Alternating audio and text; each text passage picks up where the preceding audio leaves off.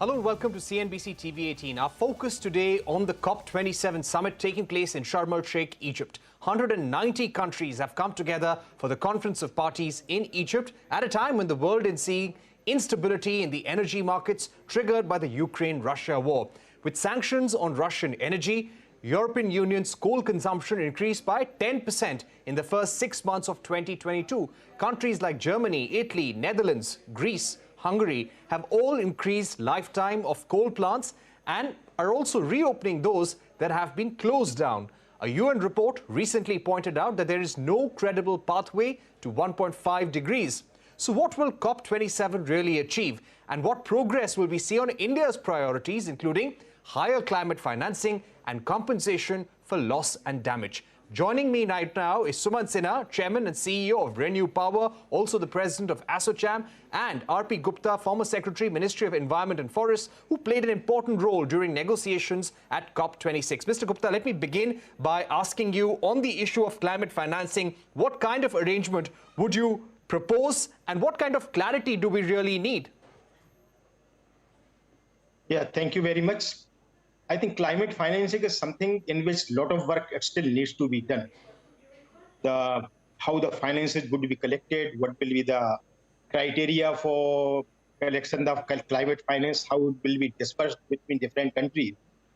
Those are still part of the negotiation, which I hope this COP or at most the next COP would conclude it. The issue has been from the perspective of the developing countries, particularly India, that any financing which comes to India as part of investment, that should not be counted as climate finance. The reason is that any investment in any case comes based on its investment and the return perspective. Climate financing, by its very nature, when it was discussed, has always been that the countries, developing countries particularly, they require the finance at a concessional rate which will enable them to develop themselves at a cheaper rate, which without climate finance, a carbon neutral or low carbon development would not permit it. It will be a costly development. So to reduce the cost of the development, which developed countries have enjoyed due to using the coal, a parity needs to be established whereby the developing countries, they now need the finance for their development, and that should be concessional finance. It's not the just investment can be counted as climate finance.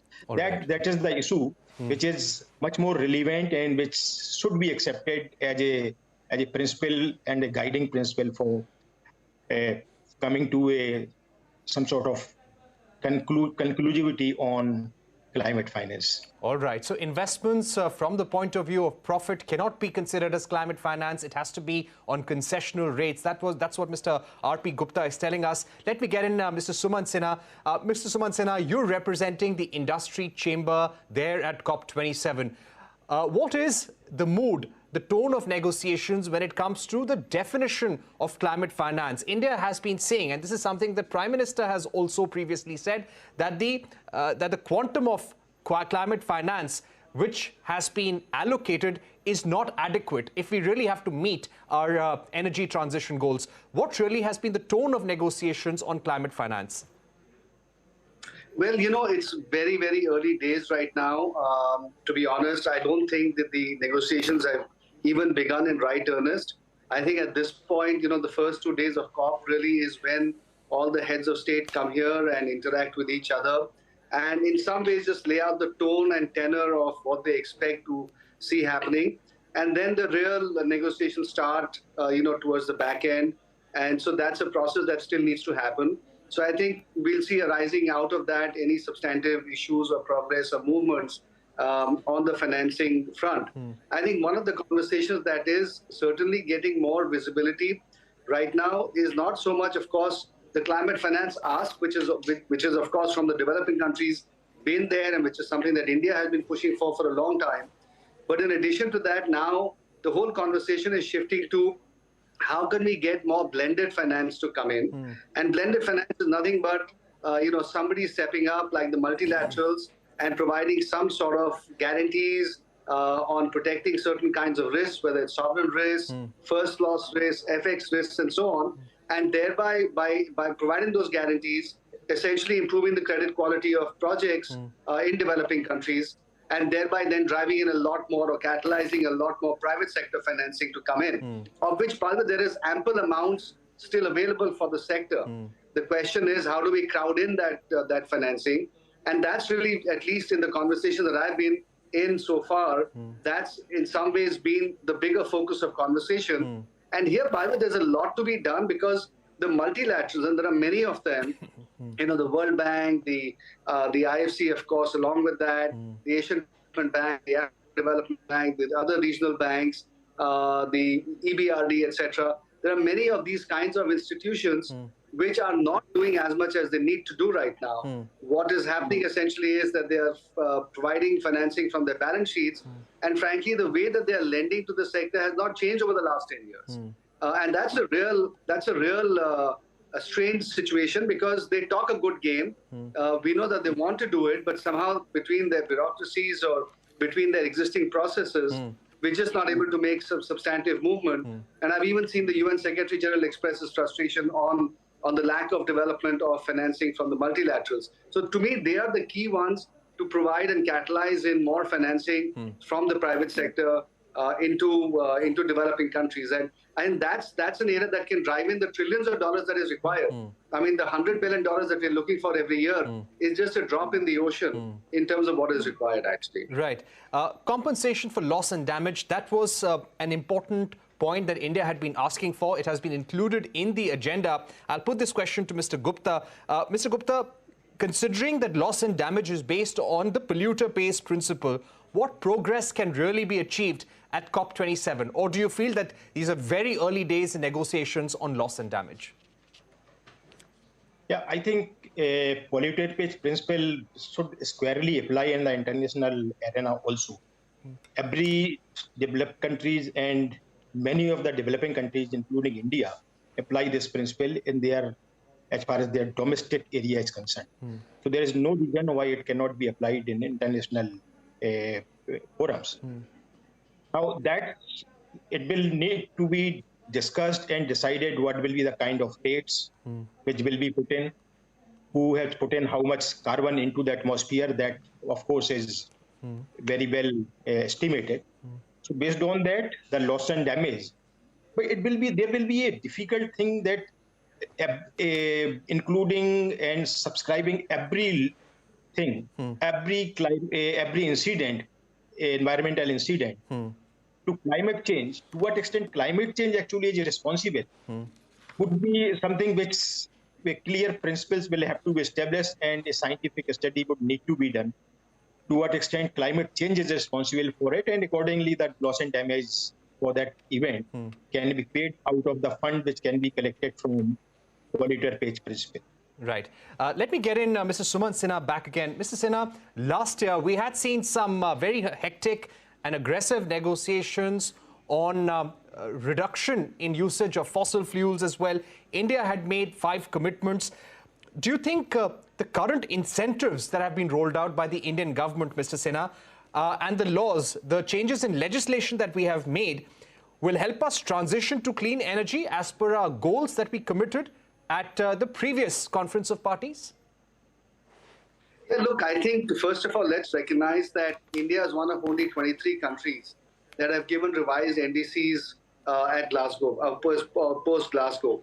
Every country after Paris, 5 years later, was supposed to revise their NDCs, and out of 190 odd countries, only 23 have done that, and India is one of them. So I think, first of all, I think credit must be given to the Indian government for having taken this one step forward. The second thing, of course, as you know, is that the Prime Minister has come out with a new philosophy, which is really called Lifestyle for the Environment, or Life for short. So I think they are the Indian government is trying to take leadership in really trying to foster a more sustainable lifestyle across country. How sustainable that is, how viable that is, of course, remains to be seen. But certainly the Indian government is trying to take leadership on climate conversations. Now, as far as the India situation itself is concerned, look, I think that the Indian government on its part has been taking a really, really leadership role in driving forward the transition on the energy side. We've obviously got very robust targets set for non-fossil fuel capacity by 2030, which are actually very significant, especially given the demand growth that is going to happen in India. The easiest thing in the electricity sector, the easiest thing for the government would have been to just keep adding more and more coal-based capacity, but they've taken a very conscious decision that they want to transition to fossil fuels. I think along with that, now the Electricity Act amendment is pending in Parliament. I think that is going to be very important because we do need to further continue to reform the distribution sector. That ultimately is the area where the demand has to emanate from. And as that demand comes in and that gets met through renewables, then again, the utilities are the ones that will have to absorb all this power and find ways of managing around that. Right. So I think the Electricity Act is a very important thing. The second thing the government has done is they've come out with the new late payment surcharge rules, which are essentially putting pressure on the discoms to start making payments on time on the old receivables, which is very positive. So significant effort, not just to do more and more renewable energy bids, but also to essentially tackle the whole electricity sector. Because if that is not reformed, then all of these targets will become much harder to achieve. So I think that's the direction the government is going in. Okay. And along with that, of course, we're trying to prepare the foundation now for green hydrogen to get much broader into the, much broaden the clean energy transition into the hard-to-abate areas as well. So I think all of that is very positive. So, Mr. Sinha, there is already a PLI scheme for solar panels. Very soon, we are going to see a scheme for green hydrogen and electrolyzers. There is also a PLI scheme for offshore wind sector that is being considered. How has the government support for renewable energy sector been so far? Any areas in these PLI schemes or in policy making which probably need tweaks in order to roll out the incentives better, help the industry transition faster?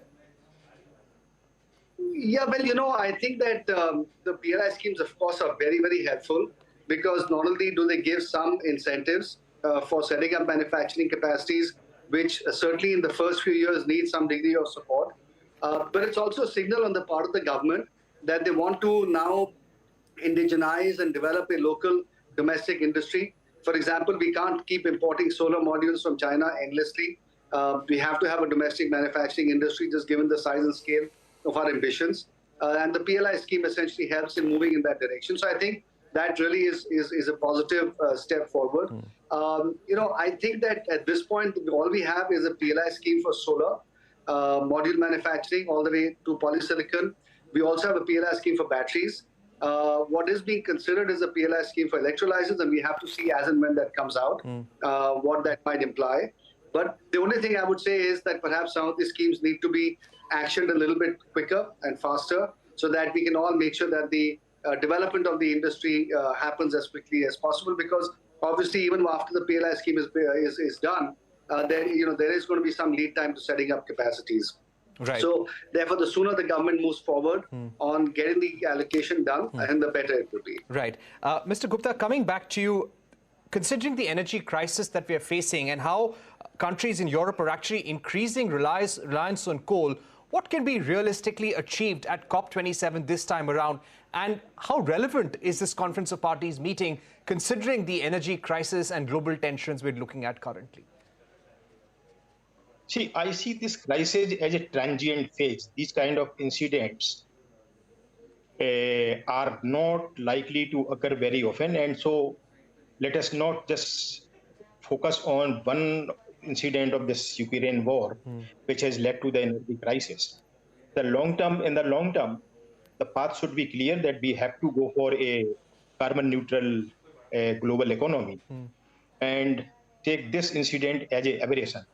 Of course, whenever any country faces the energy crisis of the kind which Europe is facing, they are likely to resort to the kind of solutions which will adversely impact or take away from the path of that low carbon development which has been charted out. But I'm sure that this is not something which should bother us. Europe, when we go ahead and in the long term, when the renewable contribution increases in the whole energy basket of the countries of the globe, these kind of energy crisis, in spite of the incident which is taking place or some other incident which may take place, will will lessen the impact of those incidents as far as the energy is concerned. Right. All right. We've run out of time, but Mr. Sinha, Mr. Gupta, thank you very much for joining us here on the program, giving us your view on the current negotiations at COP27 and what can really be achieved. Also summing up India priorities as well. Thanks once again for being with us.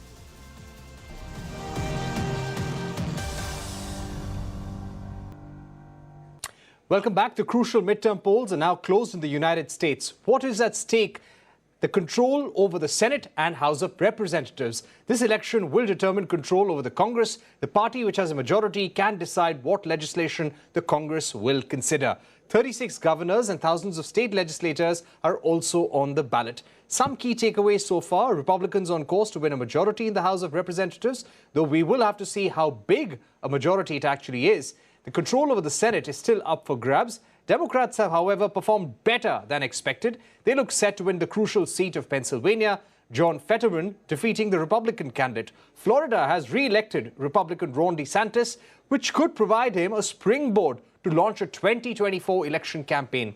Not on the ballot, but very much involved is Donald Trump, who is backing more than a dozen Republican candidates and has promised to make a big announcement on the 15th of November. Depending on how candidates backed by him perform, Trump may announce his bid for 2024 elections.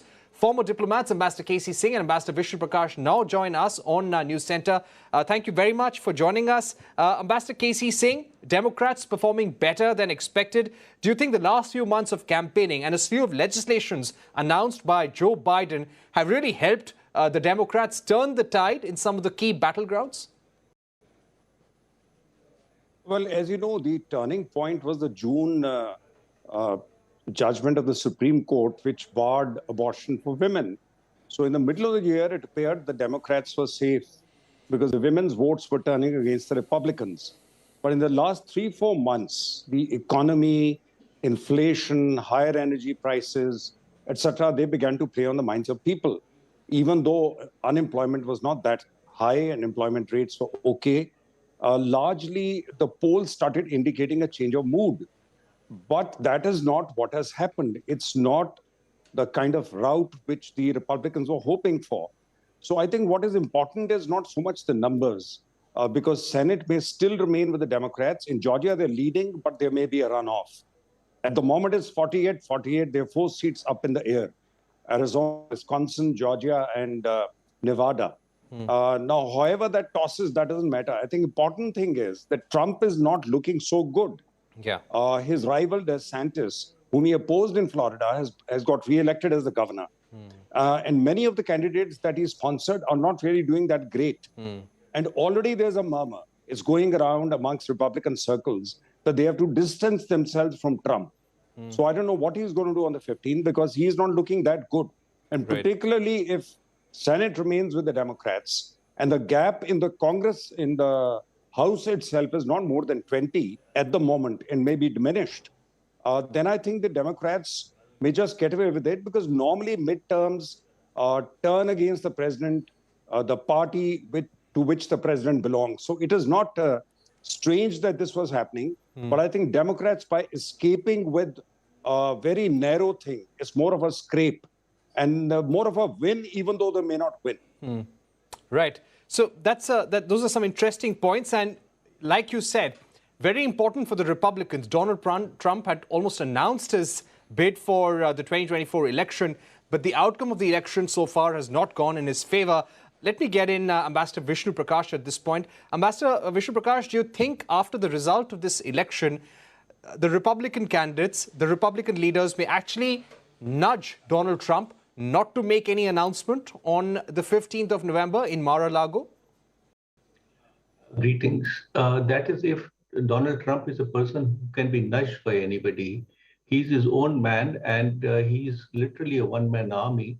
But there is no doubt about it that this is a setback for Donald Trump, and for it will certainly give encouragement to other Republicans who are not very comfortable with Donald Trump's style of campaigning, his behavior, and so on.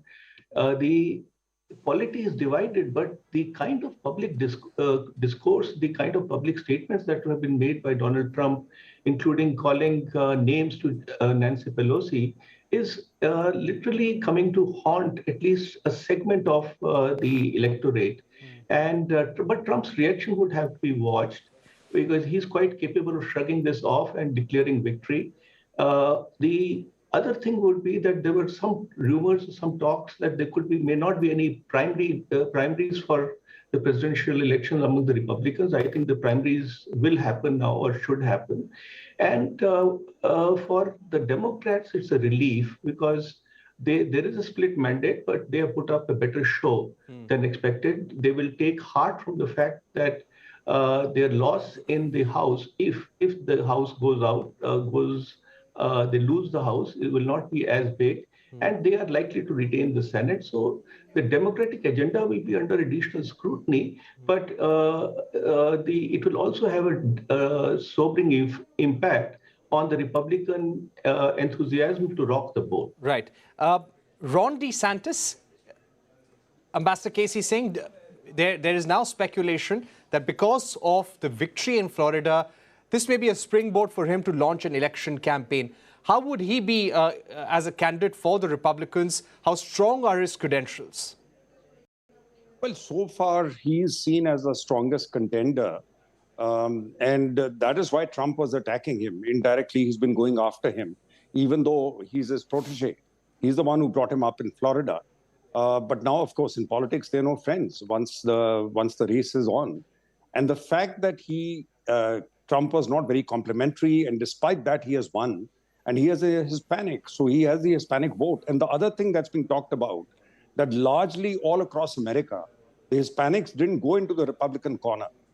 They were not able to garner those votes to the extent that was expected. So they could think in terms of a Hispanic leading their campaign, but then others will come out. But at the moment, I think he seems to be the one who is a front runner.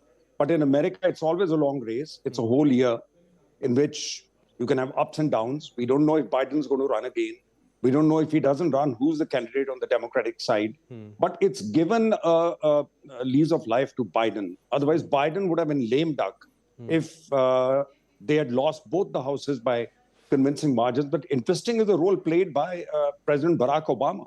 He came out late and he came out firing. And for a long time, I think Biden didn't want to be in a shadow, so he was not using him.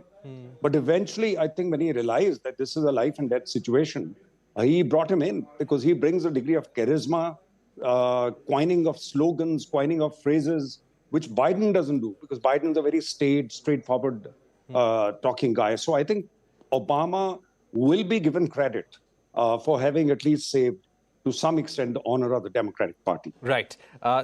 Of course, a lease of life there for Joe Biden, a better than expected result here in the midterm elections. But the impact on decision-making and foreign policy, Ambassador Vishnu Prakash, if the Democrats manage to control the Senate and Republicans are only able to win the House of Representatives, a majority there by a thin majority, do you think Biden will be able to continue with his legislative agenda, or there will be a pressure on him to maybe be more aggressive when it comes to issues like immigration, issues such as human rights, or even foreign policy? Well, those are the issues which are very close to the democratic heart and or the democratic platform. So I think they will continue with that. The foreign policy outlook should more or less remain the same. But what will happen is that since purse strings are controlled by the House, there will be more difficulty. There will be added scrutiny when it comes to requests for funds. For example, there could be some reduction in the funding that is going to Ukraine. But in the scenario that the Democrats control the Senate, I do not see much of a change in the foreign policy agenda of the Democrats. They will have to, and in fact, when in the very beginning at his inaugural address also, President Biden had indicated that he will be looking at the domestic agenda very carefully. I think he will again have to get back to the domestic agenda because the inflation is very high, the imminent recession, there is concern about the law and order, and so on. So I think there'll be a refocus on the domestic agenda. All right, we've run out of time, but Ambassador Vishnu Prakash, Ambassador Casey saying thank you very much for joining us on News Center, giving us your view on the midterm race and what it really means for the Democrats and the Republicans. With that, it's a wrap on this edition of News Center. Thank you for watching. Goodbye.